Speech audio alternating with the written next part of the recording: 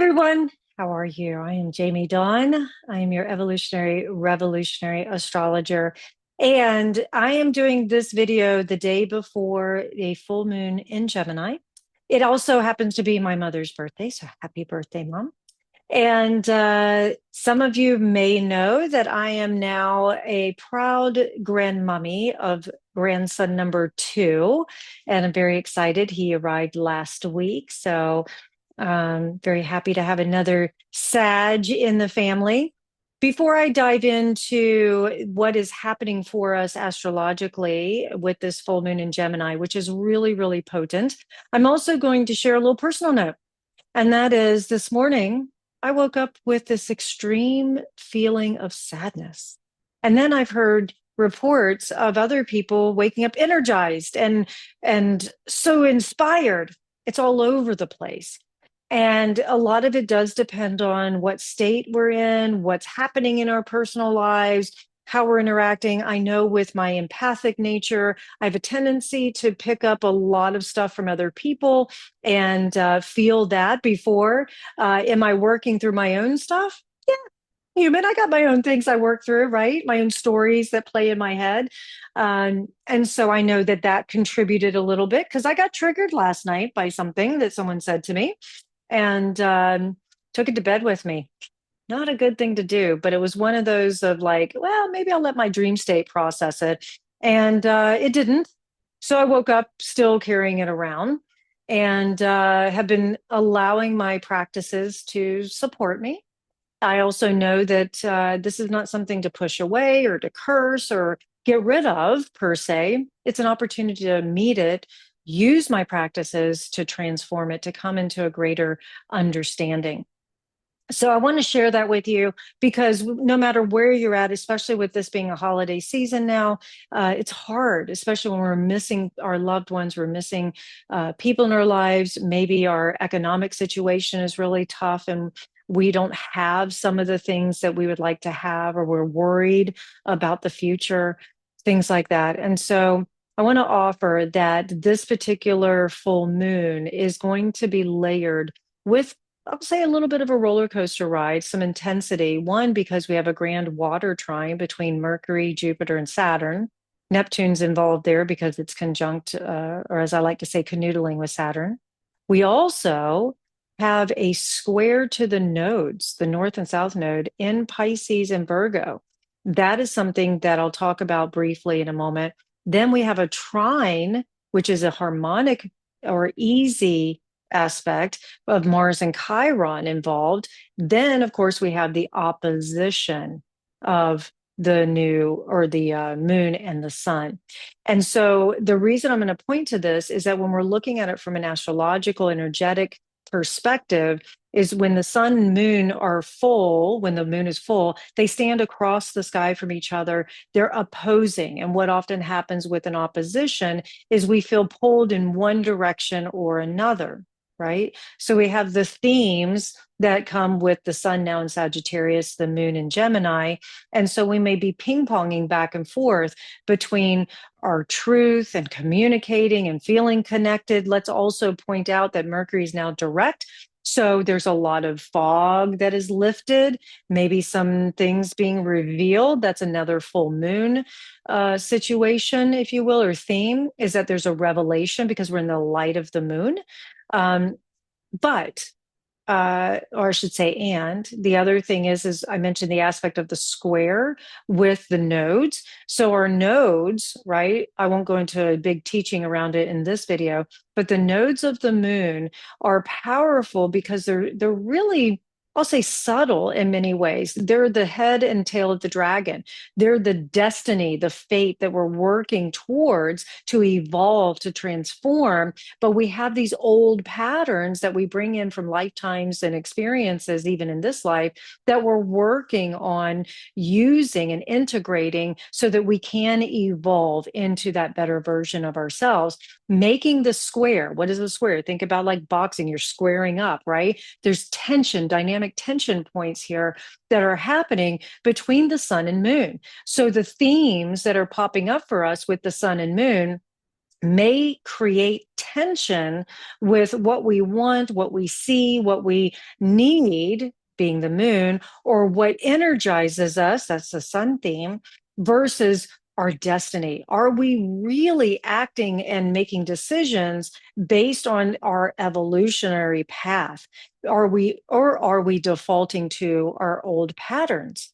And so then let's bring in this dynamic of the trine between Mars and Chiron. Well, a trine is a harmonic or easy aspect. Easy doesn't always mean good. Sometimes easy means there's no obstruction in the flow of energy. So you've got Mars, the planet of aggression or assertion, in Sagittarius, making this trine to Chiron in Aries. Chiron is our wounded healer, as we know, but it also is our teacher, right? When we transform those wounds into teaching. Well, you get the energy of Mars that gets its ass up about something, right? Really passionate, dogmatic with that Sag energy, gets passionate about something, gets its ass up and says, oh my gosh, my wound was just scratched. I am going to tell everybody about what is really true. There's an abrasiveness come in, and there's nothing stopping us from communicating or taking the action when maybe we should. Maybe we need an obstacle to cause us to pause, right? Now, let's create this trine, this grand trine, water trine here. It is created with Mercury, communication, information, in Scorpio, now direct, right? With Jupiter in Cancer, all about feeling, needing security, feeling of home and belonging. And remember, the Scorpio energy is all intensive, it's investigative, it gets to the bottom of things, right? Then you've also got the trine to Saturn, our planet that says, let's create structure, let's have boundaries, let's have discipline. What are we learning from this? The teacher, the great teacher, if you will, Lord Karma, as it's often called, in the sign of Pisces, right? Neptune also in Pisces. Well, we've got this like imaginal realm that says I can access anything and everything and maybe bring some structure to my hopes and my dreams. Well, it's fueled by this water energy with no obstruction because it's a grand trine. It's fueled by what? Emotion. Yeah, water indicates emotion, inspiration, spirituality, right? And it's like, I want what I want when I want it, and I want it now. And why can't I have it? And oh my gosh, I'm emoting everywhere, which is why I was telling you about my sadness this morning, right? I'm feeling that water trine. I am a water sun.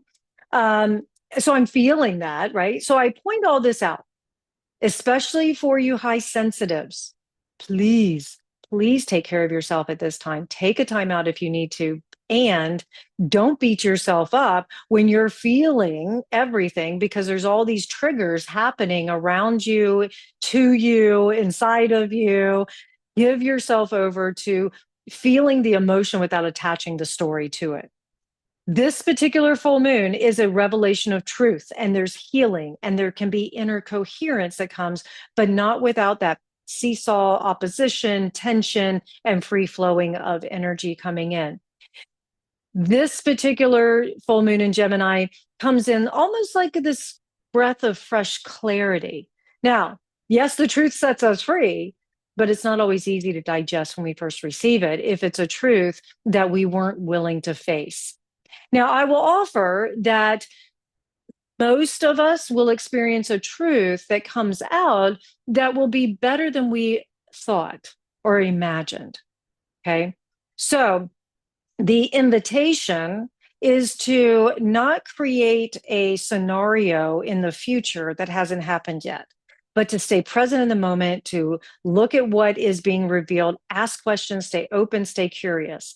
So again, when we have Mars and Sagittarius, it is fueling this desire to move forward. We want purpose, we want truth, we move forward with conviction, and this trine to Aries activates a healing pathway without any obstruction, but it's going to ask us to be brave. It's going to ask us to use courage. What is courage? It's feeling fear and still taking action.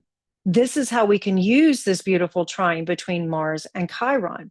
It says, I'm ready to take responsibility for my healing. I'm ready to stand in who I know I am. This is a way that you can utilize this full moon to speak your truth if you've been avoiding something. Take a step if you've hesitated to take a step. It's time to take action. Choose authenticity over being comfort. Stretch that comfort zone. I always tell my clients, I'm going to push your edge. I want to see where your edges are. I'm not going to push you over the cliff, but I want you to get there. I want you to get uncomfortable because it's in that discomfort that we find growth. This is an opportunity to reclaim parts of ourselves that maybe didn't have a voice. It's time to use our voice to say, I matter. What I'm feeling, it counts. And then really align with our path. Then, like I say, we've got this grand trine going on that can help to fuel us to offer through this healing path, through these actions, can provide emotional stability. Why am I wanting what I want? I want clarity. I want emotional stability. I need to pay attention to my intuition. I can tell you with this grand water trine, your intuition and Mercury being direct in Scorpio, very psychic sign, all three, your emotions are going to inform your intuition. Trust your intuition, test your intuition. That Saturn in Pisces is going to be a wonderful stabilizer for testing the intuition. I'm asking a question, let's see what sign shows up. Ask another question, let's see what else shows up, right?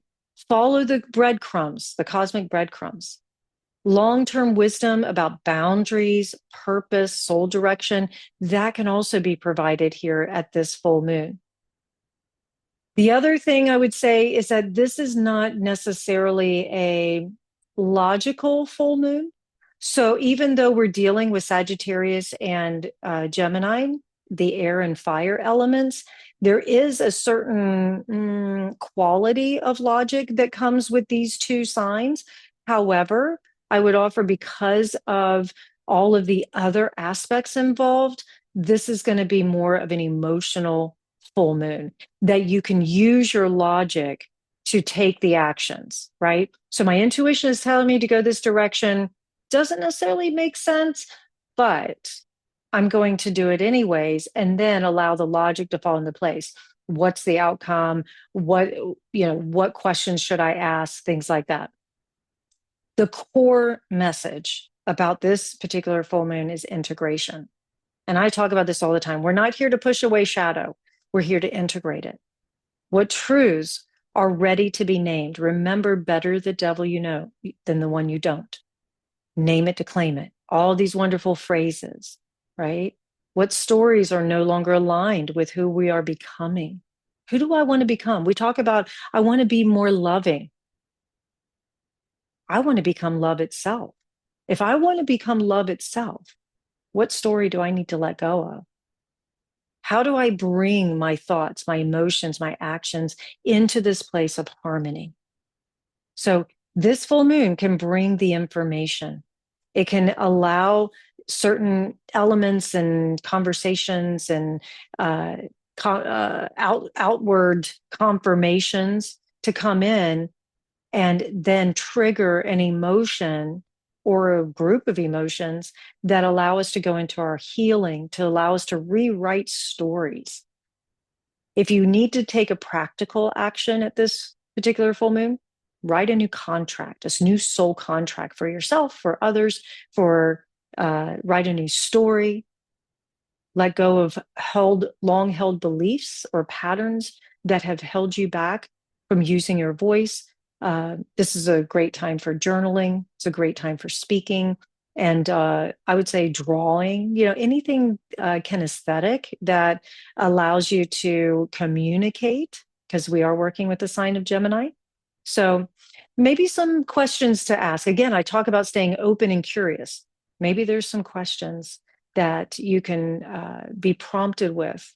What is it that I have been so unwilling to face?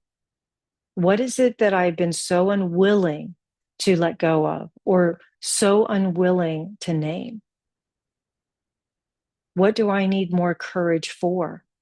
If I knew I couldn't fail at XYZ, what actions would I take? What mindset would I have? Where am I being invited to trust my intuition? See, this is the one thing that I talk about with a lot of people and I teach when it comes to the intuitive nature. And that is, you have to trust yourself. You have to get to know you so deeply and how your intuition works that even when the outside world is saying, it can't be true, you must be crazy, you're making it up, whatever, that you trust yourself enough to say, I know me. And you can say and do all you want, but I trust in my intuition. I trust in what I know about myself. And when you get to that place, you watch. It doesn't always happen immediately. Sometimes it does, but it doesn't always happen immediately. But you start to get those confirmations. You start to see the manifestations. Trust that. Speaking of teaching intuition, if you're interested, I am doing a astrology intensive in January 22nd through the 25th. It's going to be that Thursday evening. We'll meet for dinner and then we spend all day Friday and Saturday together and finish up on Sunday morning. And this is an opportunity for you to, one, visit Reno, Nevada, and two, be with a very small, intimate group to work together to learn a little bit more about astrology. But it's not so much about astrology as it is about your language for intuition and your language for trusting yourself when it comes to the unseen realm, but also putting practical application in your everyday life for manifestation. So that's my little plug. Of course, you can find me at 12listen, jamiedawn.com. I look forward to connecting with you. And yeah, I know we'll do more videos. We'll talk soon. Hope you guys have a wonderful full moon. Let's just continue being perfectly imperfect humans. And let's not forget to lean in and lift each other up. Have a great week, everyone.